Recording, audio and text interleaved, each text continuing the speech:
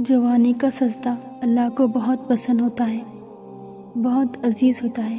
دعائیں تو سب کی قبول ہو جاتی ہیں، پر خاص دعاؤں کی قبولیت کا راز تو اللہ نے سجدے میں چھپا رکھا ہے، اور سجدے تک ہر کسی کو رسائی حاصل نہیں ہوتی۔ اس مقام تک تو صرف وہی لوگ آتے ہیں جن کی دعاؤں کو اللہ نے نئے سرے سے ان کی پسندیدہ انداز سے قبول کرنا ہوتا ہے۔ اللہ کی عطا کے خزانے تو بے شمار ہیں، اور تو بن مانگے بھی نواز دیتا ہے، پر سجدے کی لذت سے کسی کسی کو آشنا کرتا ہے، اور جب کوئی سجدے میں گر کر اپنا آپ اللہ کو سونپ دیتا ہے تو پھر اللہ اس کے لیے کافی ہو جاتا ہے۔ اور اس کا کافی ہو جانا جانتے ہو کیسا ہے؟ تمہاری راہ میں آئی رکاوٹوں کی ہر چٹان کو لمحوں میں گرا دیتا ہے۔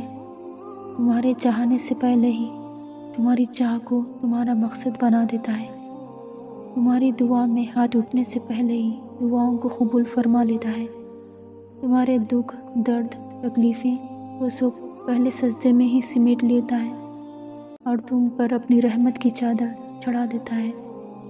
وہ فرشتے ہو کر بھی اتنا قریب نہیں ہوتے اس سے جس طرح دورین سجدہ اللہ تم سے قریب ہوتا ہے، اور تم اپنے رب کے اتنا قریب ہو جاؤ اور وہ تمہیں خالی ہاتھ لوٹائے، ایسا تو ہرگز نہیں ہو سکتا۔